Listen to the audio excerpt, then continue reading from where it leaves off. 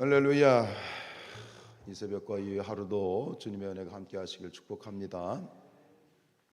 이제 오늘 17장부터는 이제 아사 제3대 왕이었던 아사에 이어서 남유다 제4대 왕인 여호사밧 왕에 대한 이야기입니다. 오늘 17장부터 시작해서 17, 18, 19, 20장 4장에 걸쳐서 이제 이 여호사밧 왕의 이야기가 되는데요.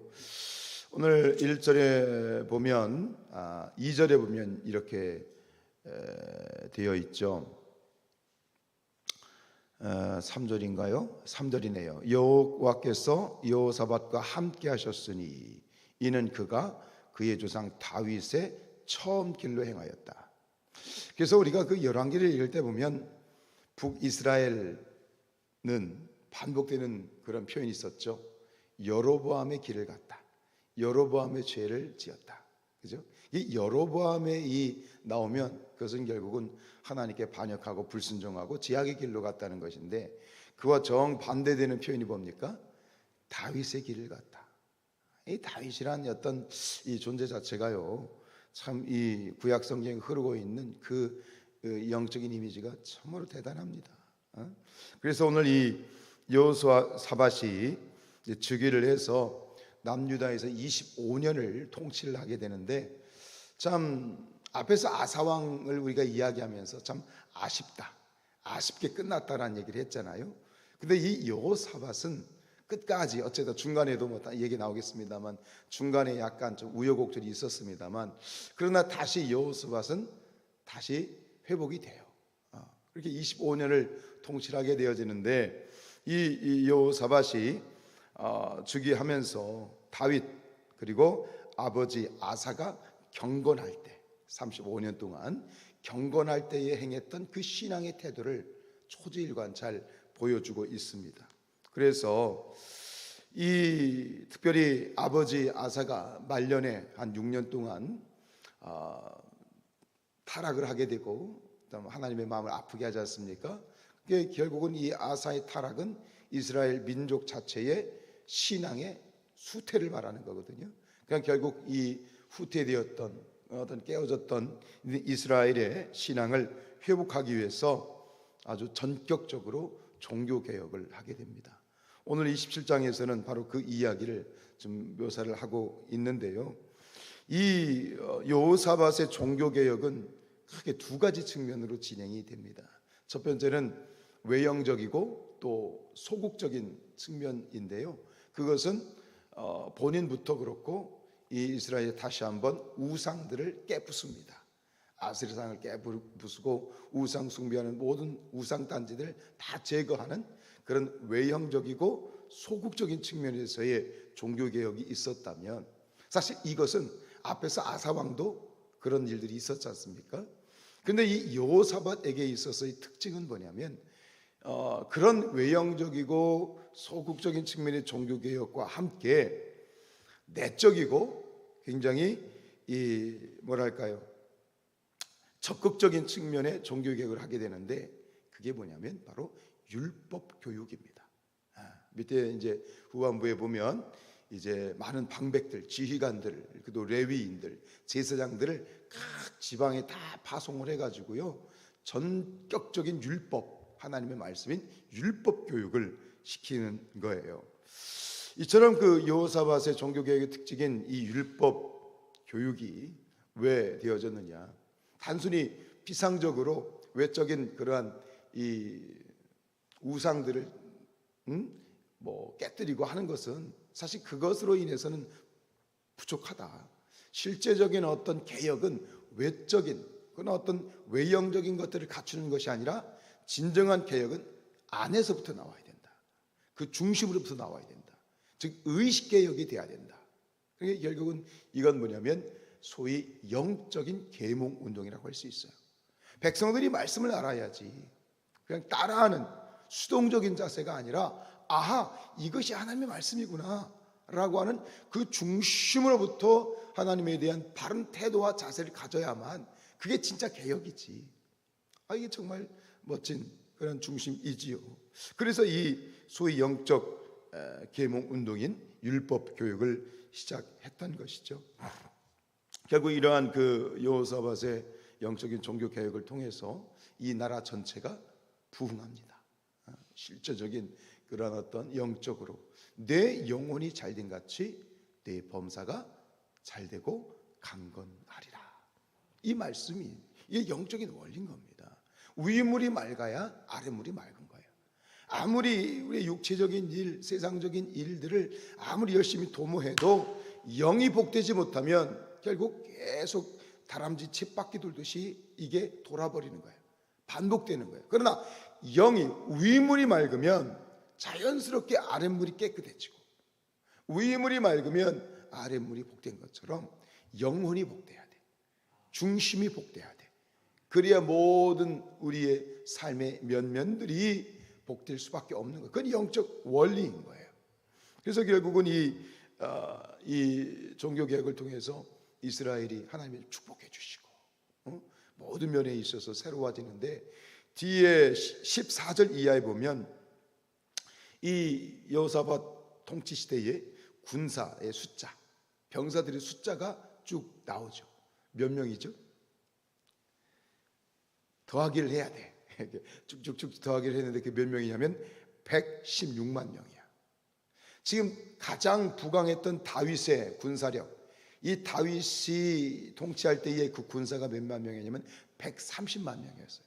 그러니까 다윗의 통치의 거의 근사치에 가는 116만 명이 도달했다는 것은 그만큼 여호사밧의 시대에 그 나라가 견고하게 섰다는 거예요.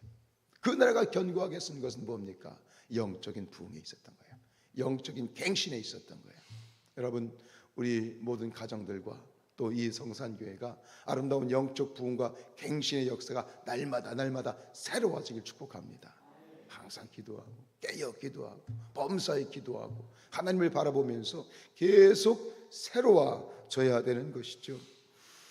지금 우리 신앙이라고 하는 것은 그런 거예요. 우리 신앙이라고 하는 것은 평생 교육입니다. 평생 교육. 어제 먹은 밥이 오늘까지 내 배를 배부르게 하는 것이 아닌 것처럼 우리의 영적인 공급은요, 일용할 양식이라고 했잖아요. 일용할 양식인 만나를 준 것처럼 매일매일 새롭게 우리가 하나님의 말씀을 먹고, 그러니까 우리는 끊임없이 말씀을 가르침과 그 말씀을 받아 먹음의 역사가 계속 반복이 돼야 우리가 영적으로 새로워지고 유지되어질 뿐만 아니라 그리스도의 장성한 분량에까지, 충만한 분량에까지 이르게 되는 것이다 라고 하는 것이지요. 공자가 그런 얘기를 했대요. 불학 변노이쇠. 불학, 배우지 않으면 변한다. 노이쇠, 노쇠해진다. 즉 배우지 않으면 즉시 노쇠해진다는 거예요. 이것은 모든 삼라만상이 그런 것 같습니다. 여러분, 차를 샀어요. 차를 사가지고 이제 운전을 하게 되는데, 차를 막 몰면 차가 상할까봐 집에다가 차를 계속 세워두면 어떻게 될까요? 차를 한번 몰기 시작해서요, 엔진을 걸고 시동을 걸어서 차가 이제 달리기 시작했는데, 그 차를 제가 알기로는 그렇습니다. 3일 이상 그냥 방치시키면 속이 썩기 시작합니다. 차는 한번 달리면 어떻게 돼요? 매일 달려야만 차가 오히려 새로워지는 거예요. 이게 세상의 원리예요. 여러분, 밭에 곡식을 심는데 아무것도 안 심고 밭을 그냥 내버려 두면 밭이 그대로 있죠. 그렇죠? 어떻게 돼요? 온통 잡초로 뒤범벅이 됩니다. 우리의 영적인 부분도 마찬가지입니다. 우리가 가만히 멈추어 있으면 멈춰 있는 게 아닙니다. 후퇴하는 것이죠. 마이너스 신앙이 되는 것이죠. 그러니까 우리는 끊임없이 이 생명인 하나님의 생명의 말씀을 먹고 매일 매 순간마다 하나님의 말씀이 공급되어지고 말씀을 배우고, 그래야 우리의 신앙이 유지가 되는 거야. 가만히 있으면 유지가 되는 것이 아니라 후퇴해지는 것이죠.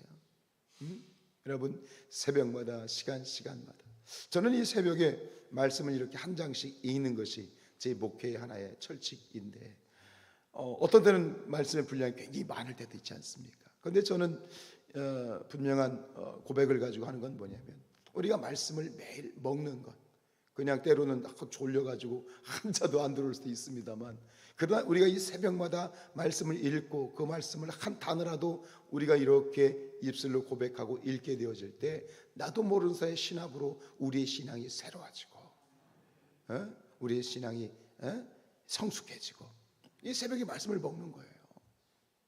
그래서 말씀을 읽는 거예요. 여러분, 우리의 신앙이 그랬으면 좋겠습니다. 우리가 여호와를 알자, 힘써 여호와를 알자.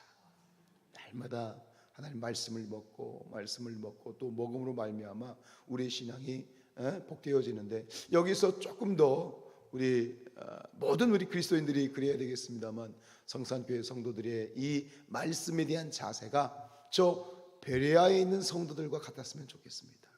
베레아 성도 아시죠? 바울이 이제 복음을 전하다 데살로니가에서 복음을 전하다가 쫓겨가지고 베레아로 갔는데, 베레아에 가가지고 말씀을 전했는데 이 베레아의 성도들의 이 신앙의 자세가 참 특별했어요. 그래서 사도행전 17장 11절에 보면 이렇게 돼 있어. 베레아에 있는 사람들은 데살로니가에 있는 사람들보다 더 너그러워서 간절한 마음으로 말씀을 받고 그것이 그러한가 하여 날마다 성경을 상고하였다.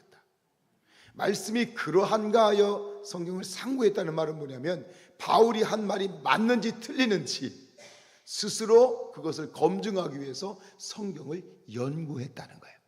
우리 사랑하는 성산의 가족들에게 저 에스라에게 임하였던 학자의 영이 임하기를 축복합니다. 학자의 영이 목사에게만 필요한 게 아닙니다. 우리 모든 성도들이, 특별히 이 말세지마를 시대에 악한 적에 이단이 설치고 사이비가 판을 치는 이 시대에 우리의 성령의 검인 하나님의 말씀을 날카롭게 세워서 우리의 영적인 지성이 똑바로 서야 되겠습니다. 영적인 지성이 서야 돼요. 말씀이 서야 돼요.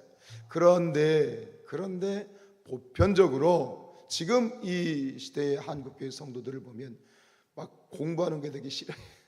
성경을 공부한다 그러면 왠지 막 몸에 두드러기가 나는 분들이 있어요. 좀 더 나아가십시다.